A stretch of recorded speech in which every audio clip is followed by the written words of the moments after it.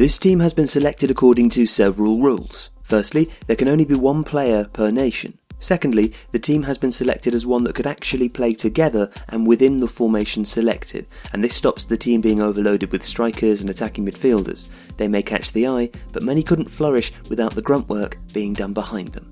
This is a team that could do well as a team, with players that caught the eye at every stage of the World Cup. Denmark were one of only 5 sides to progress from the group stage, having conceded 1 goal or fewer, and Kasper Schmeichel then produced one of the goalkeeping performances of the tournament as Denmark took on eventual finalists Croatia. He saved Luka Modric's penalty in extra time, ensuring the game went to penalties, and then saved 2 spot kicks in the shootout. It was to no avail, but his heroics played no small part in ensuring that Denmark exceeded expectations.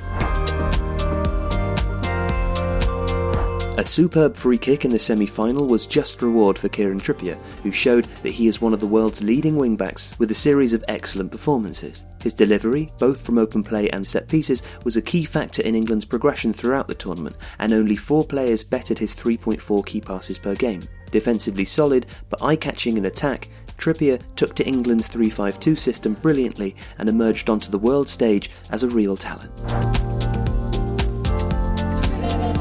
Japan exceeded expectations and won plaudits with their technical, tactically intelligent football, playing a 4-2-3-1 that built superbly from the back. Yoshida passed long and short, hitting the flanks or the midfield with a series of astute, well-executed passes. He defended well too. Only Russia's Ignacevic exceeded Yoshida's 8.3 clearances per game, and his defending was marked by positionally astute covering and composure. After a tough club season with Southampton, Yoshida can be well pleased with his Russian summer. Uruguay only conceded 3 goals during the World Cup, and captain Diego Godin was a rock at the heart of Uruguay's defensive effort. He made 2.6 interceptions, 2 tackles and 4.4 clearances per game. During Uruguay's lacklustre early performances, Godin also showed his all-around quality. As well as leading by defensive example, he regularly carried the ball into midfield in an effort to inject some dynamism. Calm, collected and uncompromising, Godin showed why he is one of the world's top defenders.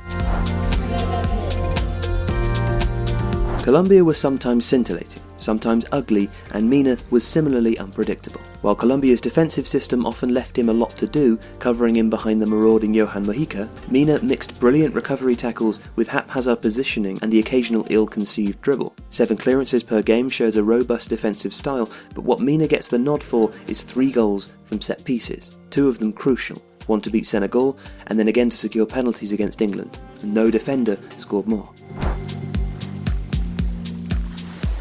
Mexico's oscillating 4-2-3-1/3-1-3-3 produced one of the great games of the tournament as they overcame Germany with rapid counter-attacks. Central to their effort was the young Monterrey wingback, who played up and down the touchline, supporting Irving Lozano and making sure Mexico were not themselves caught out. He made 2.5 tackles, 2.5 interceptions and 3.3 clearances per game, and, along with Miguel Layún, patrolled Mexico's flanks with energy and skill.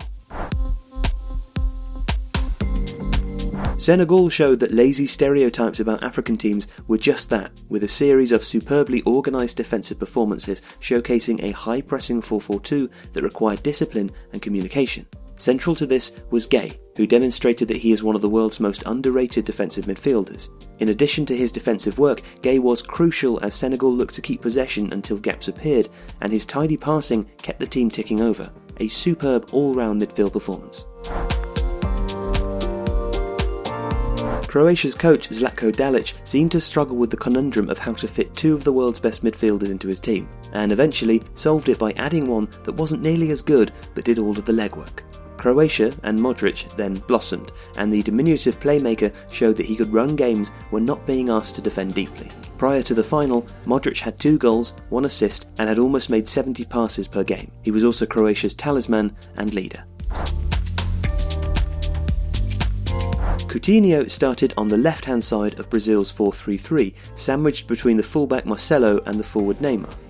While Chichi's Brazil underperformed, Coutinho showed that he could offer a consistent threat pushing up and inside, fashioning shooting chances, making 2 assists, 2.6 key passes per game, and completing 89.9% of his passes. He also scored twice, as many as Neymar, and managed to chip in with some defensive work on Brazil's more exposed flank. perhaps the one Brazilian to emerge with his reputation genuinely enhanced. France's 4-2-3-1, which morphed into a 4-3-3, had two real outlets: the surging carries and long passes of Paul Pogba and the exhilarating running of Kylian Mbappe. His pace terrified defences, his close control and ability to fashion shooting chances yielded 3 goals with the chance to add to that in the final, and his link-up play showed a brilliant young footballer on the cusp of genuine greatness. Against Argentina, he was unplayable. It's been Mbappe's tournament. 4 goals scored doesn't tell the whole story of Lukaku's time in Russia, which ended in semi-final defeat to France. Playing through the centre, he held up the ball, challenged defenders and scored and created chances. Against Brazil, he wreaked havoc on the right-hand side in a 4-3-3 that saw Kevin De Bruyne playing as a false 9. Versatile, showing superb awareness and intelligence, such as when he left the ball for Chadli's goal against Japan, and a constant threat, Lukaku has had a wonderful tournament.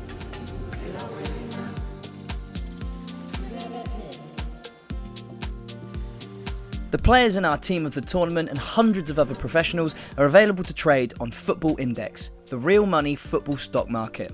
Have a look at the link below and also see details of a special promo code for Tifo viewers.